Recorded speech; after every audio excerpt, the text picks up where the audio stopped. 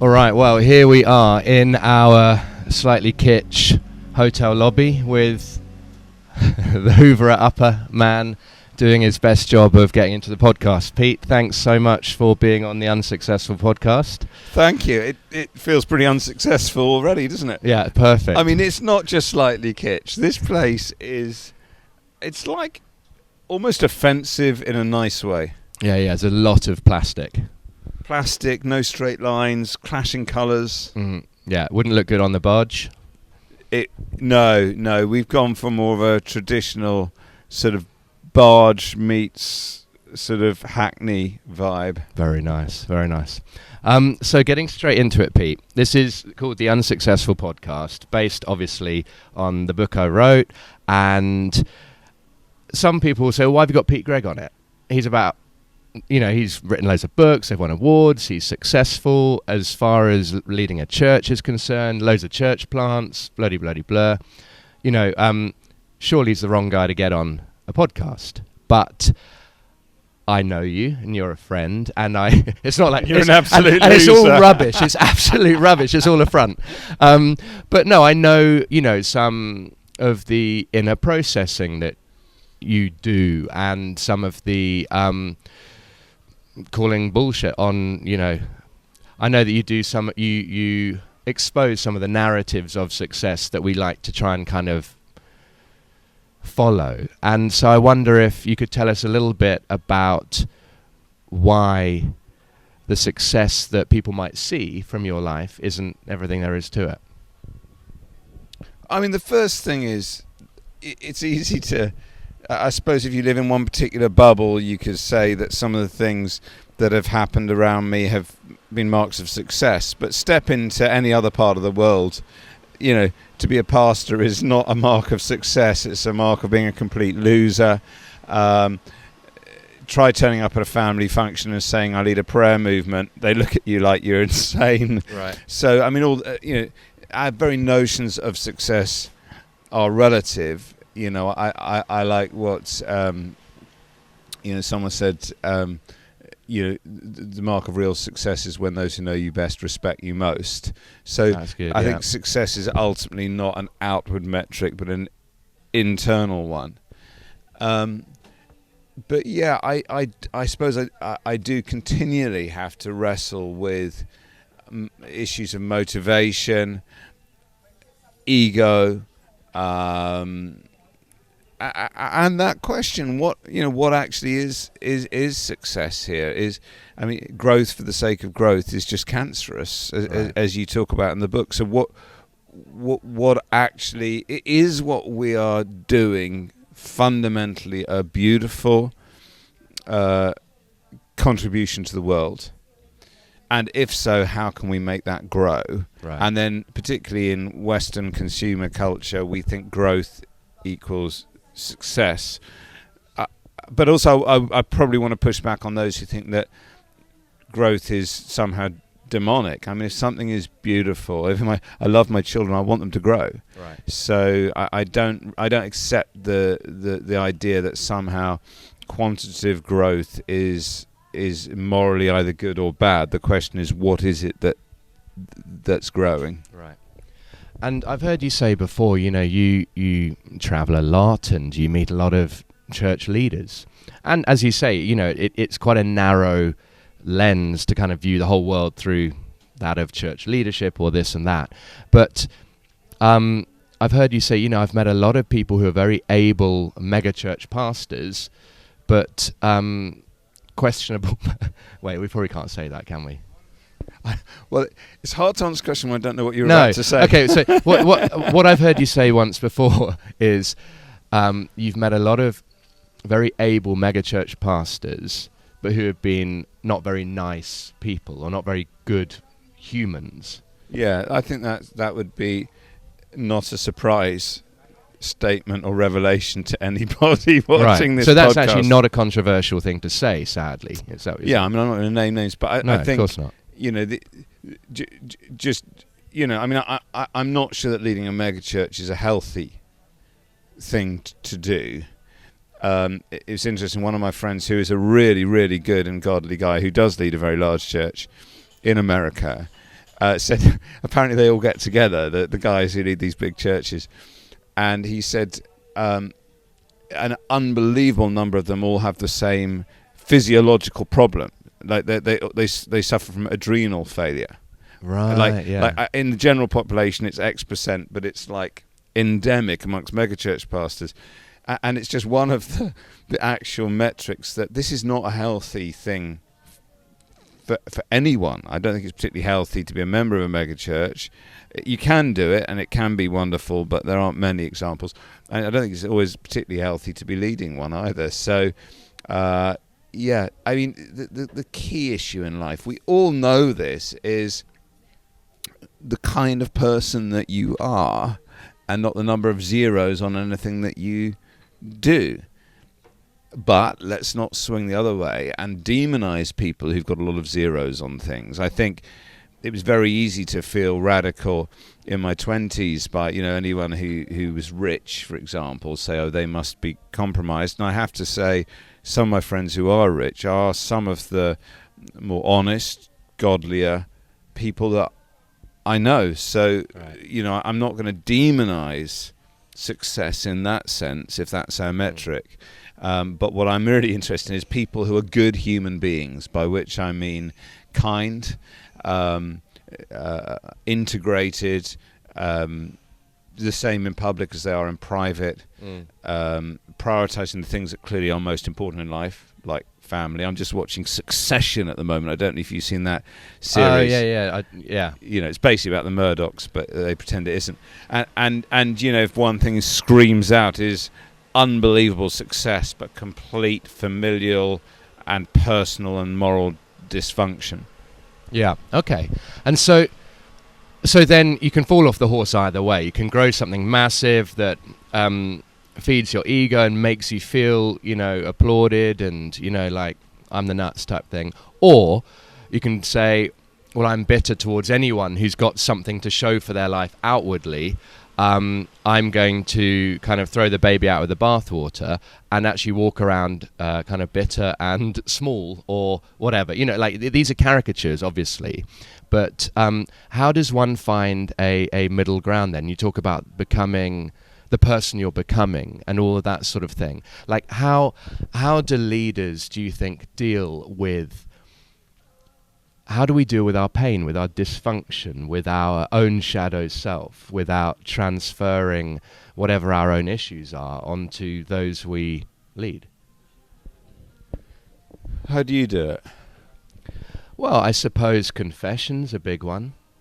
And that's a really sneaky answer, but by you, by the way. Yeah, confession's one, of course, and accountability. People who I think can tell you when you're being a plonker, like you've said. But I'm not having to deal with maybe the noise or the eyes that potentially you are. And so I'm wondering what lessons you've learned over the years for not falling for the noise of essentially Christian celebrity culture. I mean, it's all kicking off. The guy with the Hoover is. Well, before I answer, let me just push back a tiny bit. All right. If we step out of the world of, I don't know, churches and conferences, what you're doing is far more prone to mixed motives, because people would say, Pete Greig, he's a sellout. I mean, he speaks at these shallow Christian conferences and whatever, whereas Pete Portal has given up everything to move into Manenberg and is on the front lines fighting injustice, paid an enormous price. So in the world of social justice, you are a poster boy, you're a success. So the point is, I take your point about convention, we're all continually having to wrestle with issues. We need to know, what has God called us to do, what track has he put us in, and how do we live with integrity there. And I would say that applies whether you're speaking to 10,000 people or trying to process the the continual sort of internal dialogue there must be around doing the sort of thing you do with your life, or if you've been called to a hidden 5 years raising little children, you continually have to deal with issues of the heart of ego. And so, I mean, I think Romans 12:1 is a real key, Pete, is we have to continually offer ourselves as living sacrifices. Now, it's easy for that to be rather internal and pietistic, which is why I like what you said about confession, externalizing that. Right. I think some people probably, might daily tell God, here I am, you're the Lord, I'm not, I repent of my sins. But then they leave the room and everyone who knows them says, well, actually, there's a dissonance between what happens in your prayer room and the way that you conduct yourself relationally. So that's where confession, I think you're absolutely right, is key. I think there are other things. I mean, I'll tell you one little thing that I've learnt over the years is what I call holy secrets. We focus a lot on unrighteous secrets, hidden sin, whatever. Yeah. And even when you talk about confession, it's often about how do you take some hidden sin. Things I've done, right. But let me flip this to a positive. I think it's really important that there are things that I do that are sacrificial, for the Lord, for other people, that no one knows about. Literally only God knows. I mean, even my wife doesn't know. Right. And that could be to do with finances, generosity. Jesus literally says, don't let your left hand know what your right hand's doing. Presumably at some point Sammy needs to find out about that. That one she does, because we have a joint account. But there are other things, such as, stupid example, but I'm often confronted with this. You go into a public toilet, and there's a cubicle that everyone's peed all over the seat and whatever. And your instinct is to walk out and find a clean one.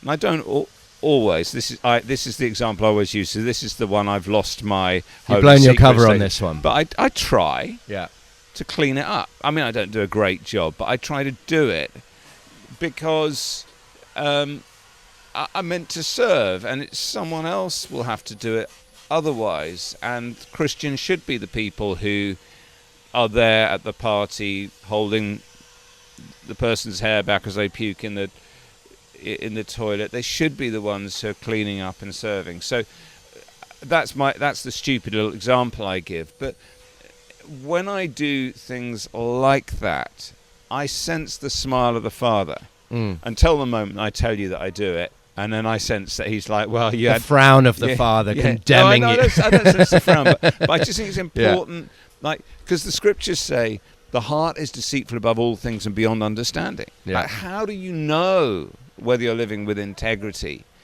And I think one of the keys, one of the practical answers is, are there things that you're doing that are truly sacrificial, that are not in your own interests, that no one knows about except God? Right. That's a good little measurement. Yeah. Do one of those every day. That's one practical way. It's less pietistic, by the way, of saying I am trying to offer myself as a living sacrifice. Righto. Yeah, no, that's good. So that's not even obscurity. That's just acts of worship done, essentially hidden acts of worship between you and God. Yeah, but the obscurity thing is important. So, for example, one of the decisions I made a long time ago was my life's quite busy, and I'm okay with that. I've never wanted to do 9 to 5. I'm full on. I'm very good at having holidays. I'm very good at working. And actually, when I'm working, I don't know if I'm working. Like, this is just fun. Is this work? Right, I don't know. Right. So, but one of the things that makes my life sustainable is I take August off. Off. Yeah, and that's true. I've tried WhatsApping you in August, and it doesn't happen. Everything's up. And I don't feel I have to justify that. That's one of the keys to me living at the pace I do the rest of the year. Now, you know, because you're obviously originally from the UK, August is when all the big festivals happen, right. Christian festivals. So I never spoke at Soul Survivor, for example. I have only spoken at New Wine when it's inside in July, and not all. So I think maybe once or twice I've done things on like the 1st or the 2nd of August, but literally. And it sounds a silly thing, but actually, do you know what? It's a joy. It is such a joy. My kids have grown up knowing dad becomes a half decent human and has all the time in the world in August.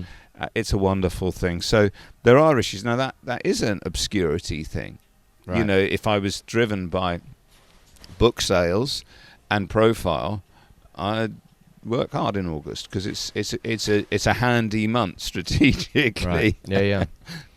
And so when we think about success, do you think it's a word that Jesus would recognize? Like, you know, obviously he recognized it, but like, as in, I was chatting to someone else and wondering, are we trying to put a square peg in a round hole when we talk about success? Is that just a concept that, you know, we've come up with? What is success, do you think, in the kingdom look like? You know, thinking about 24/7 prayer, you know, you often talk about, listen, I'm the bewildered founder, and I'm increasingly bewildered. And, you know, the longer it goes and the bigger it gets, the more bewildered I am.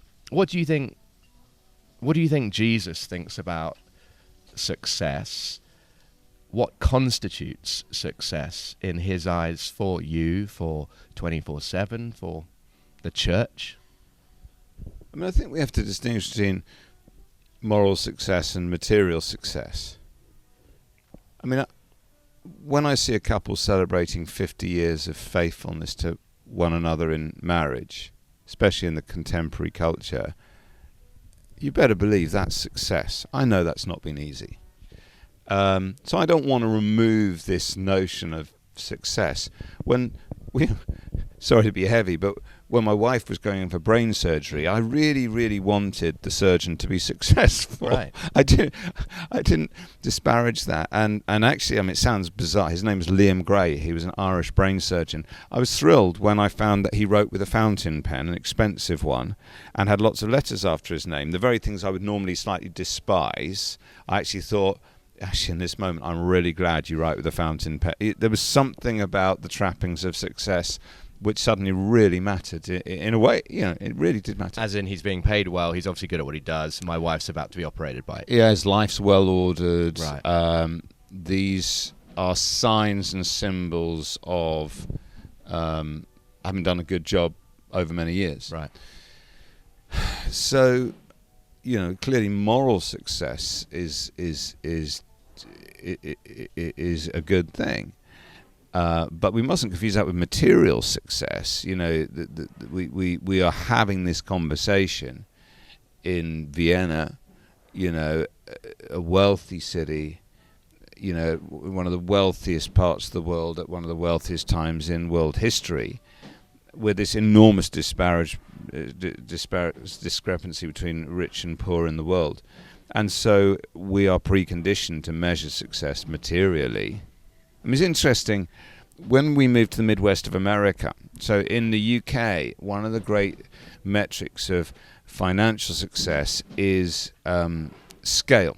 Right. Like, basically, if you have a big garden and the bigger your house, those are the metrics. Right. Now, if you move to the Midwest, and I was just in Australia, it's the same principle there, there's lots of space. So I remember someone taking me into what they called a poor neighbourhood, and everyone had what I saw as detached houses with driveways and gardens. Right. And I'm like, oh, because in my head, these people should be successful, but I could tell they weren't because they all had burnt-out cars on their drives, and apparently there was a lot of drug dealing.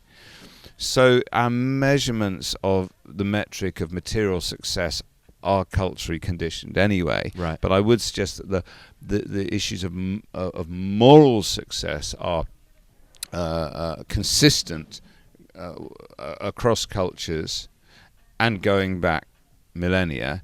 And I think, though, Jesus doesn't use the word success, I don't think, does he? No, but things like, what does it profit a man to gain the whole world? Yeah. That sort of thing. Yeah, so he speaks again and again into what we might frame as moral success or character success. I remember I was going to 2 funerals quite close together, and one was a guy who, you know, hadn't made any great material success of his life, but you know, he'd been a good dad and he'd stayed faithful to his wife and used to volunteer as a Cub Scout leader. Right. And there were hundreds of people at his funeral crying, telling stories about how he'd just been kind to them and all the rest of it. I went to a funeral very close by of a guy who materially had been very successful, very few people there, and he was just not really a very nice man. And there's someone who had material success, but certainly didn't have moral success at the end of his life. Right. And I think Jesus speaks into that continually. And then that begs the other question is, what's the relationship between material success and moral success? Interesting. And Jesus does speak into that conversation. And I think what I want to push against is a notion that if there is material success, you are necessarily a moral failure. I think it's possible to be material failure and also moral failure. Yeah. So, but let's make our priority moral success, whether outwardly we're seen to be materially successful or unsuccessful. Those are secondary considerations. Right. And so, and actually when you think about Jesus' most famous sermon, you know, the Beatitudes, you know, I'm not going to argue for shifting the word blessed to successful are those, but there's an element of Jesus saying kind of, you get it if, you know, you those who hunger and thirst for righteousness, or you know, you get it. It's the great inversion. It's the great punk rock, you know, manifesto at the heart of Christianity. And yet, what we sometimes miss is it's the ultimate motivational speech, because it's aspirational.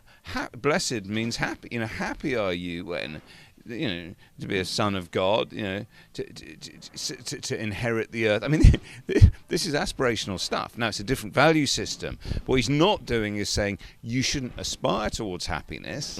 What he's saying is the road to happiness is the exact opposite of what your culture is telling you that it is, and that the systems of this world are going to be inverted. Right. And so when you look around the world and you have a privileged point of view from a point of you are around the world a lot, so this is not just headlines or echo chambers necessarily. Do you see a church taking the Beatitudes seriously? Do you see a church that is maybe trying to follow, you know, Western culture's concepts of success, or, you know, and obviously the answer is yes to all of that, but do you think the church, generally speaking, might have more of an interest in Western concepts of success than, for example, the Beatitudes? Yes, I mean, I think the body of Christ is like the body of Pete Greig or the body of Pete Portal, full of mixed motives. Right. And, you know, it's the world, the flesh, and the devil. And, you know, the Holy Spirit inhabits that space. And so, you know, you see despicable unrighteousness in the church, but you also see startling goodness. Yeah. I mean, startling goodness. You know, in the UK, the church is the most diverse community by far, which is the exact opposite for how it's presented by the media. I mean, if you actually want to see diversity, don't go to a football match. You know, don't join the Tory party or the Labour Party. Labour Party, by the way, is very, very, very undiverse. Go to church. That's where you'll see. You want to see diversity. I'm sure you have views on that in terms of South Africa. You know, the church is the primary agency, you know, feeding the hungry and helping with debt counselling and youth provision and all the rest of it. And I mean, and around the world in terms of education. I mean, these are the stories that are hushed up, but we are a 2 billion strong, 2,000-year-old revolutionary movement of justice. So, yeah, I mean, I think what we do have to continually remind ourselves, and Pete, your voice is so helpful in this, is Christianity is shifting. Right. The majority of Christians in the world do still live in Europe. And is that true? Still, the majority? 76.2% of Europeans identify as Christians. Now, they're declining fast, right? Especially amongst the young, but it's still the biggest block of Christians in the world are in Europe. A lot of people don't know that. And so that's why the battle for Europe is very, very important. But, and of course, the Americans are always shocked by that because they always think it's them. Yeah. But we all know that Christianity is shifting south and east. It's moving from the Atlantic basin to the Pacific Rim. And and so really, when we think of what a Christian is, we do need to think of a sub-Saharan African, rather than sort of, a vicar in Tunbridge Wells or something. So those are always really interesting conversations. I remember my in-laws. It's interesting because they got when they got saved in later life, right. and their value system began to get saved. Long after that. Yeah. And you watch it. I remember her first married Sammy. Her aunt had also just got saved. Had just spent an insane amount of money redecorating her downstairs toilet. I mean, it was just. I felt it was immoral. I mean, just stupid money on things. So radicalizing your cleaning of the toilets into something. Yeah, exactly. It was immoral, and they would take us to these events where it was hundreds of pounds a ticket. Right. I mean, it was all this, but I watched Sammy's aunt and her parents really being discipled, and the Sermon on the Mount osmotically beginning to rewire the entire value system. Remember, they'd grown up totally unchurched. And as children of Thatcher, right, and it had worked. I mean, they'd managed to get on the housing ladder and all that stuff. And so I watched that getting changed. And there's this dramatic moment. They went to visit some people they'd met who were missionaries in Zambia, and they came back from the trip and said, "We've bought a farm in Zambia. We're moving." They'd never been to Africa before, and they'd never farmed before. It was ridiculous. And over the next 15, 20 years, they lived there. They had armed raids. They created 50 jobs. They started 2 schools for AIDS orphans. It was unbelievable. These are people in their 70s, wow, being far more radical than most 18-year-olds, who are just sort of weeping in worship and, whatever, and practicing Sabbath. And good. I feel like that's a really great rabbit trail we could go down, but we won't. And so now. Listen, was some of their worldview still not quite fully redeemed yet? Probably. Yeah. But I had to humble myself and see how beautiful what they were doing was. And one of the guys in the local little township where they'd started these 2 schools just outside Ndola in the Copper Belt in Zambia was a guy called Bishop Dixon. And he was living in a house in this very poor neighborhood. He's a bishop. I don't know what denomination, probably Pentecostal, but he was living the same as everyone else with his family. He probably could have moved somewhere else, and so he was doing HIV awareness, which is a very, very big thing there because there's so much stigma around it. It was a massive deal. And I remember talking to Bishop Dixon one day, and as I was talking to him, there was this big this big 4-wheel drive vehicle came in and dumped a load of stuff and put it under a tarpaulin. I said, "What's that?" And it was one of the big, very famous NGOs who should remain nameless. Right. And it was basically people from the West had been sent in with money from the West, and they just sort of dumped this stuff in their very expensive 4-wheel drive and driven away. Whilst Bishop Dixon is there, a Zambian living, this incarnated. Yeah. And for me, that is a beautiful picture of someone who's doing the Sermon on the Mount versus someone who's just wanting to feel righteous by doing something worthy. Right. No, that's amazing. I love that. I must admit, in my head, I was thinking, oh no, please don't end badly this story with Bishop Dixon. So that's amazing that it didn't. No, he's one of the millions of unsung heroes, right, who I've had my sort of moment of applause on earth, but people like Bishop Dixon will be so much closer to the throne of glory in heaven. There you go. I mean, there are going to be so many of these people in eternity that no one knew, but practiced the way of Jesus radically. Oh, there you hear it. Be like Bishop Dixon. Yeah. Less like Pete Greig. Yes. But 100%. Pete's got to go now because you're taking Sammy for a coffee, and we want to honour that, which is successful husbanding. Yes. I have to say the area I feel least successful often is just being I try my best, but being a really good friend, a really good dad, and a really good husband. Not because I'm unfaithful or I don't, but because those are the things I care about most. Right. Yeah. Well, thank you so much for being on this podcast, and have a lovely coffee. Thanks so much, Pete. Yeah, God cheers. bless you.